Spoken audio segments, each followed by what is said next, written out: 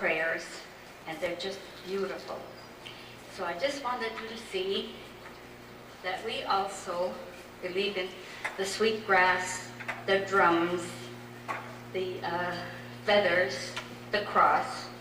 In fact, we have joined the All-Native Circle Conference, the Great Lakes Waterways Conference. We're no longer with the Montreal, Ottawa. We have 3 conferences across Canada, Plains, and then the Keewatin, and the Great Lakes Waterways. So now we meet, and we always meet in a large circle. There are about 40 to 50 people. In fact, just in March 6th and 7th, we will host it at the United Church Hall, some 40 people, mostly from Ontario and Quebec. And we always sit in a circle, and it's true. You feel comfortable that way.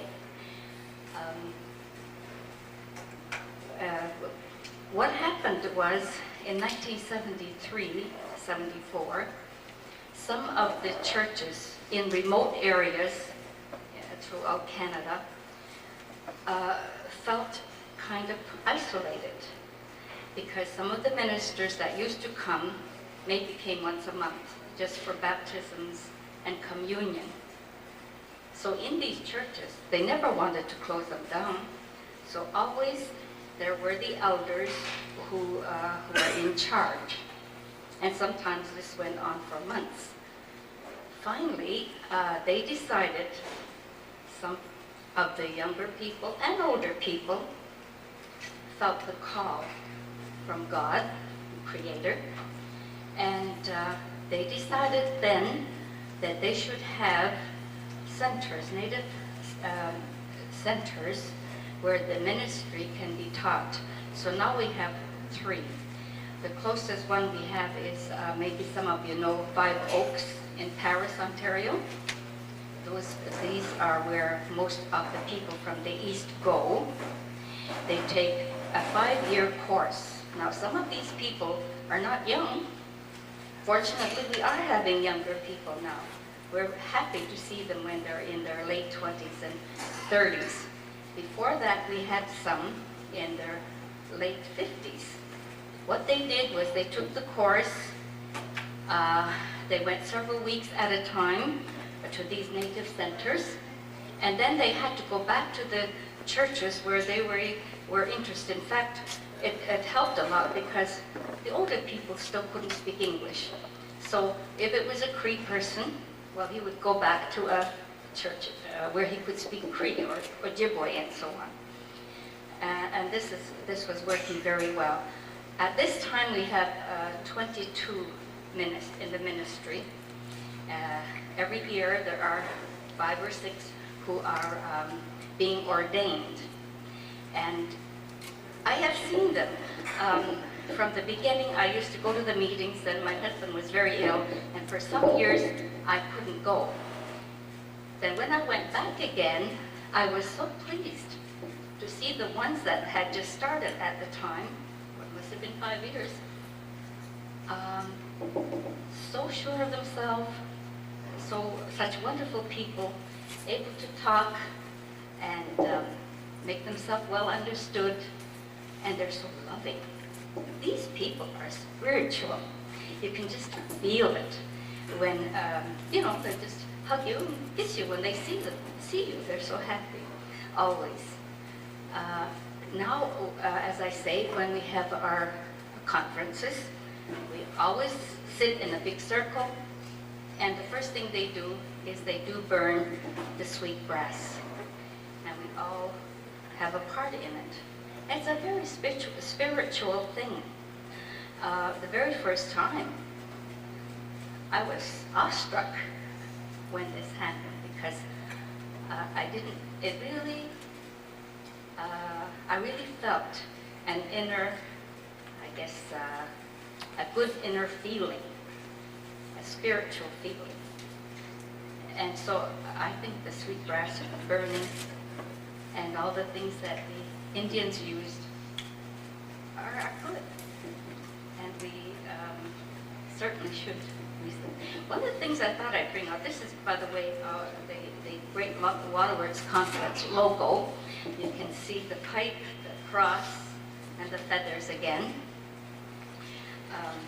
I just want to read to you what they call themselves in the counselors.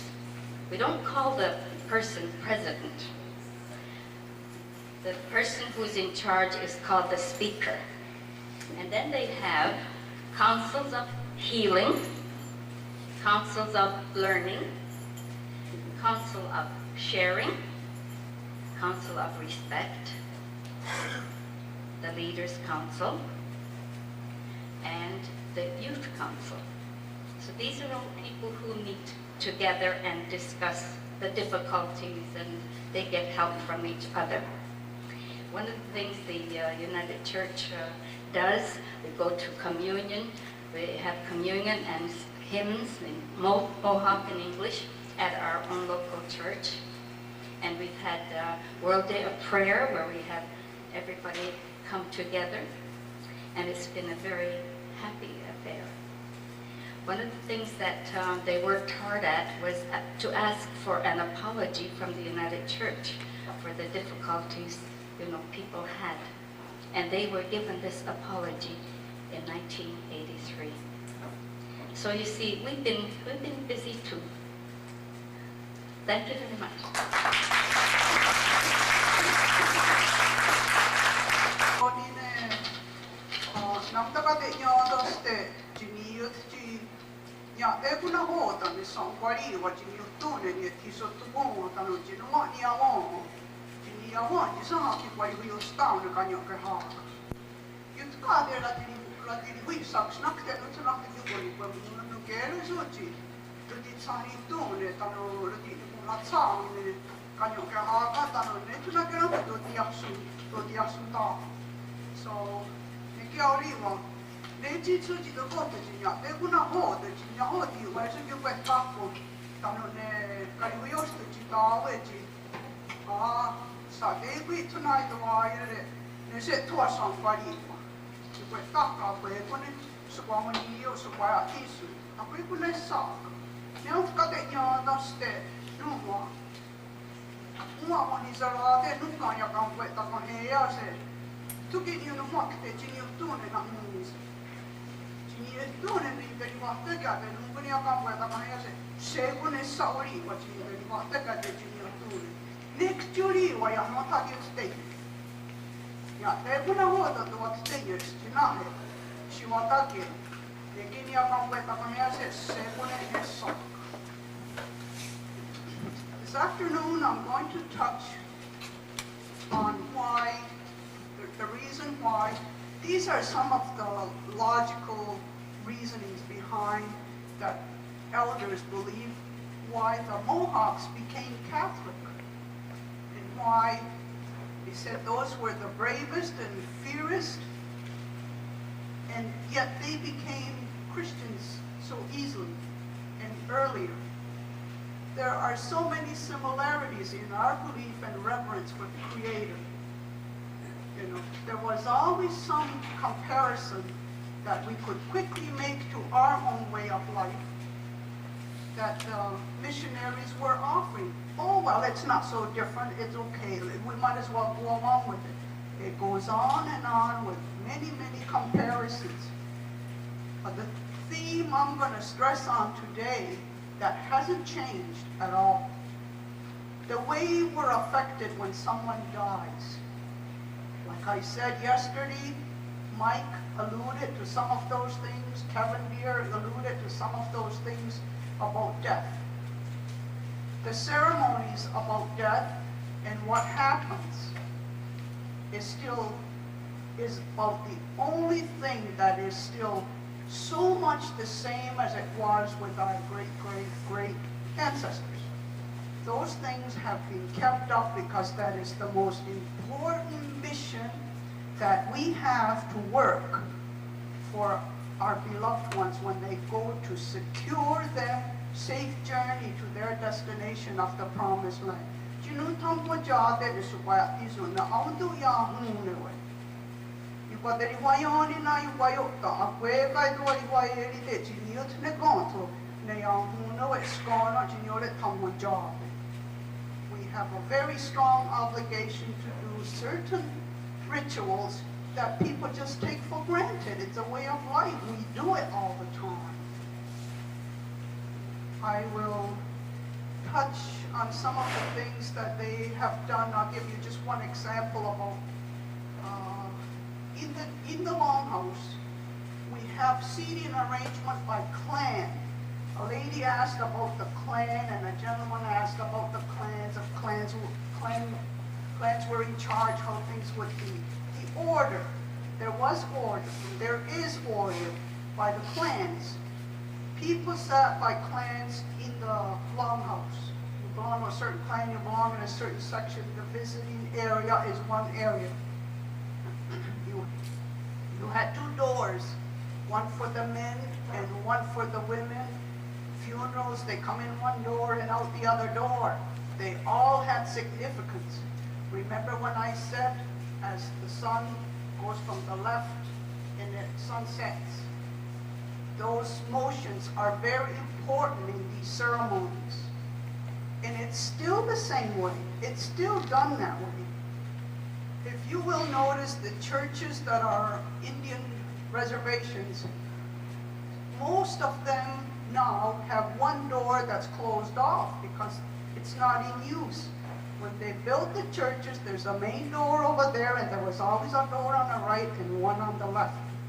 To say, well, our church also has a east and a western door. But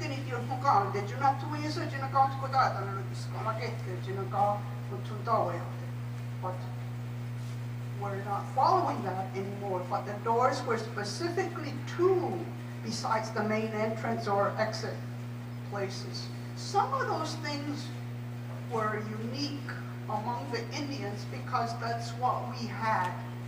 And the missionaries spent a great deal to accommodate our beliefs as well. Those are some of the things that they did in Corpus Christi. Was a big celebration, and that was by clans as well.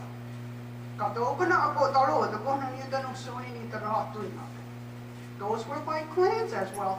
We don't realize those things were happening because it's us. You know, you talk about putting a title, native spirituality.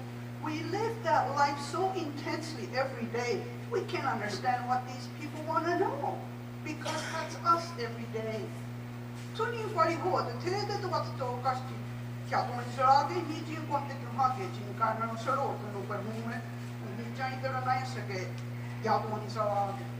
Thanksgiving is not in the fall. For us, Thanksgiving is every day. Like the deacon asked, he understands some of these prayers. First thing in the morning, we have so many things to be grateful for. We don't ask for anything. We kind of thank God in advance for a lot of things we want. That's about the size of it, And at the end of the day, we thank Him again for some of these things that happen. And if you have any questions, I'd be happy to answer them. I'll speak a long time, give these people a chance to settle down, because it's scary to sit up here, I'll have you know. Okay, I'll deal with death, because that's not a favorite topic almost in any circle. But this is based on the people that have lived in the time when the Creator would send messengers whenever something was confusing the people. Kevin mentioned about when the first time they had a death. We go that far back to make sure we understood and where that person is going. We came and we're here temporarily, and now we're gone. It's a simple way of life. I don't know if that has anything to do with the high rate of suicide, where people are not afraid to die. I don't know. I'm not in authority to answer any of that question, but life is precious. we're not that, we're not jumping in to go.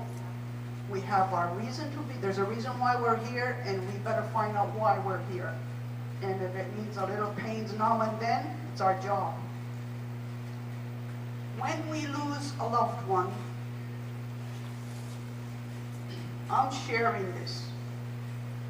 When we lose a loved one, we reflect on the good times that we actually had, valuable time we had with that individual while they were here. We reflect on that. And we deny ourselves the sorrow of not having that person anymore. It is their time. It is their time. They're now going to be getting ready to go on a journey. I'll give you a comparison right now. The way things are in our land when someone dies. If the person dies, their circumstances are questionable. We have a coroner that's going to say, well, we must have an autopsy. Those are the laws of the land. Those are the laws of the land. Sometimes it's 4 days before that person is waked. In the traditional, in the old way, and before embalming and all these laws had come in, that's health reasons. We don't dispute that at all. It's the time that is crucial here. I go back to the time when the messengers had visited us to tell us more about death. And the elders decided that it is so far, the promised land, you can't sneak over there. You can't bribe anybody to get to the promised land. You can do so many things, but you can't reach there without certain guidelines, steps, and necessary rituals to get there. I am not telling anything out of school. I respect the traditional way. I respect all the systems that I am aware of. They all have their wonderful reasons. I have visited many other reservations, and this thing is so similar that you can go anywhere and present this, and they'll understand, it'll have significance. Those elders decided that nobody would ever be able to travel this long. The date was set, the time was set that it would take 10 days by travel. In those days, surely there were no jets, there were no rockets. We haven't seen people visiting the moon in those days. And it's beyond the heavens where the moon is. We're very much we identify with the moon a great deal, as you've heard the last few days, that it would take that long. Now, you imagine somebody taking a trip that long, what size lunch that person would have to take. You imagine yourself going on a journey for 10 days, that you would have to take a mighty big lunch to get that far. You think of that. It was decided that the family, the friends, would, in a ritual, would eat food, not miss any meals. We are eating on that person's behalf. That is the lunch the person would take.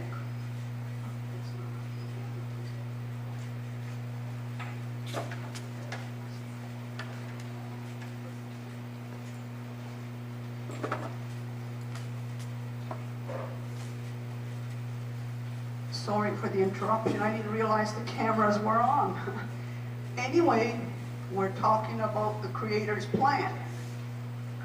It would take that long, so the more that would come would be fed. It was important to bring sufficient supplies for people to eat.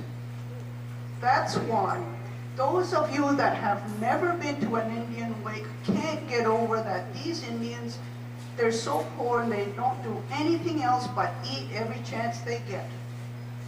I have heard people, wealthy people say, no wonder those Indians are so poor. They spend so much money on wakes and funerals. I hear undertakers say that. The most expensive funerals are the Indian funerals. They spend volumes on foods.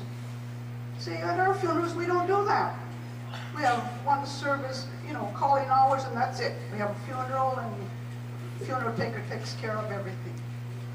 Well, it's a simple way to do it, and it's their choice, I'm sure. But the reason why is to make sure that a dish prepared that is the same that everyone else is eating will be set aside, that this person normally would have eaten if his physical being was there. His soul is still with us. Kevin mentioned something about warmth, something about adun hitstu, that's the life that's inside that will live on forever. The soul, he named many things, is still with us. It hasn't, as far as we're concerned, it hasn't met its maker yet. We believe that that soul is still with us, and we have to do those ritualistic things that will help that person go on, get sent to the promised land. Now, we're talking again 10 days. Follow me now, follow me.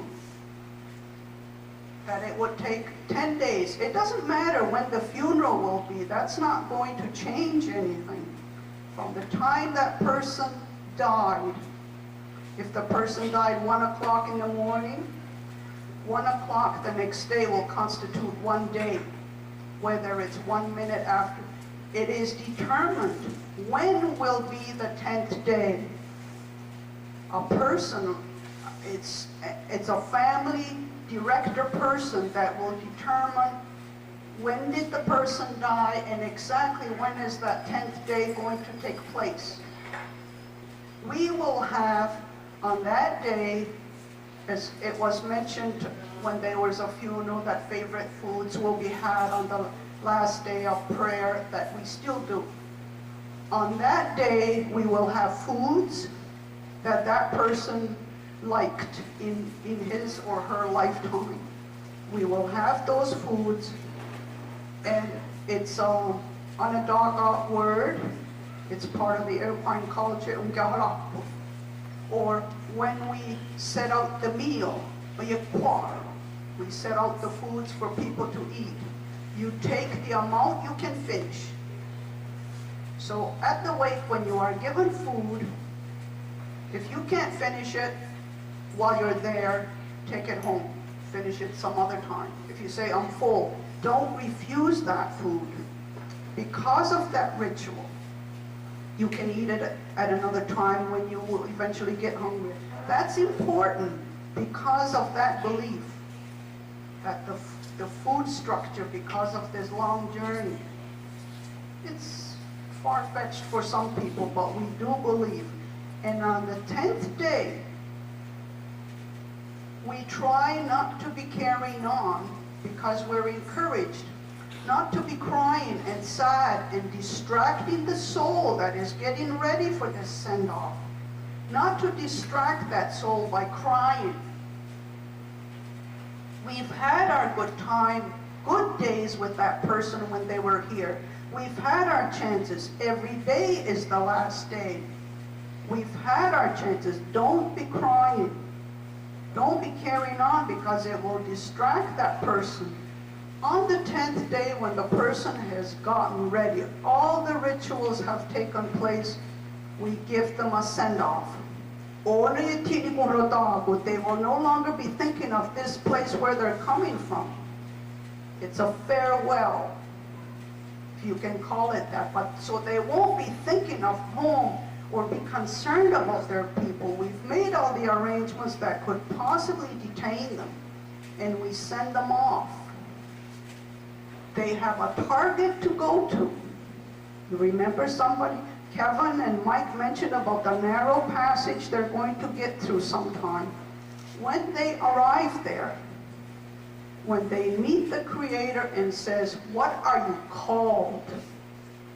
What are you called, and what clan are you? What clan do you belong to? Those are the two things that you must answer. When you answer and he asks you to come across this path, if there is crying back there, and there is concern back there, you're trying to hold them back and wish they would come back, it's distracting and will miss their target. So that is the thought I wish to share with you. We still believe that. Now, when the church came and we wanted to hold these ceremonies, we wanted to have this 10th day thing, well, I don't think it was misunderstood, but the thought that, well, 9 days is close enough to 10. And who knows really when does that first day begin or end anyway. So 9 days is close enough, and 9 days is known for novenas. The church gives novenas. You pray without breaking 9 days. You've completed a novena with plenary indulgence. The Pope gives plenary indulgence. Fine. So we've been doing those together. We've been having the rosary said every night. The family get together every night. On the 10th day, we still lay out the food. We still have those very same ceremonies. The other things have changed a little bit, but that brings us right back to reality when we lose somebody we love. And it's been like this for more than I can remember, and surely you can understand how far that dates back. That still exists. We have both. The meals are still the same. We feed the foods to the people in a ritual. Again, whichever way you're facing, you follow the pattern of the sun. You start from the left and you feed. And you don't refuse. Because you're not eating for yourself. If you're not able to finish, take it home. But don't refuse. It's out of respect for our beloved dead. Now, people bring all this food, all these goodies, all these people coming in and out, distracts the people that are mourning, that have lost somebody. They're distracted and they end up being happy to see all their loved ones come and see them and say things about what they remember, the good times. Because every day was the last day. I'm going to repeat that every day. Every day is the last day, so you can't be, I'm not going to be nice to you only tomorrow because I'm mad at you today. You know, that kind of thing. That's the thing that we're at right now. It still exists. We have wakes. That's why it's sad when there's no facilities or something happens and the ritual isn't possible to take place. Look at our soldiers that died in the war. What happened to their souls? That's why it's sad when there is death in violence. We can't get at it. We do the best we can by the person that's appointed to determine when will the 10th day be. So 9th to 10th day are close enough. We can live with that as long as we go through the ritual. And it appeases the family. It appeases the family, so on their last day, no tears, no crying, and for the funeral to be wearing bright clothes. Bright color clothes as in ribbon shirts or bright color clothes to brighten the area to make sure our beloved soul has plenty of light and brightness not to lose their way for their journey. I just thought I'd share that with you because it touches us now just like it touched our ancestors because we still experience death. If you have any questions, I'll be happy to answer. I don't have all the answers, but I know quite a few of them.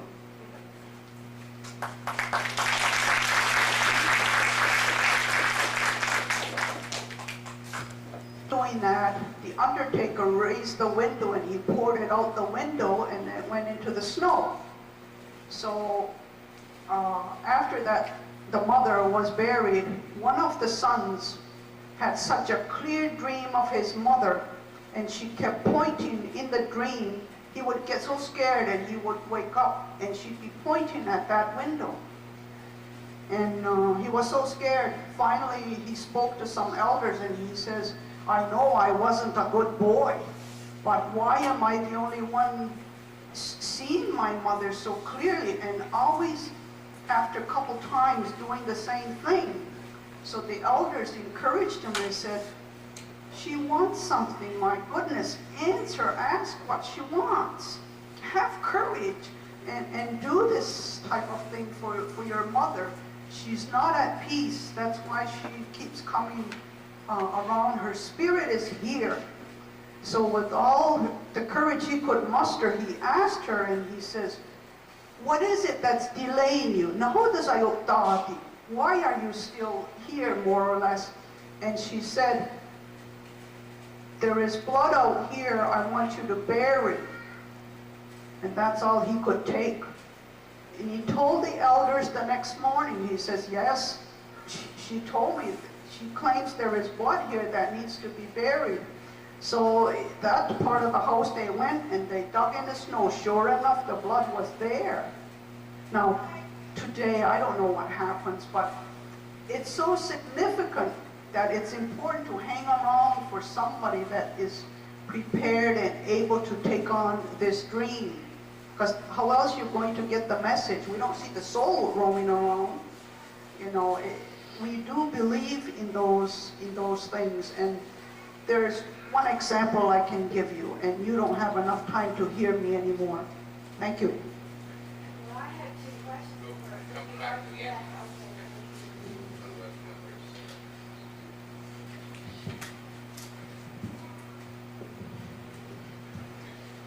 So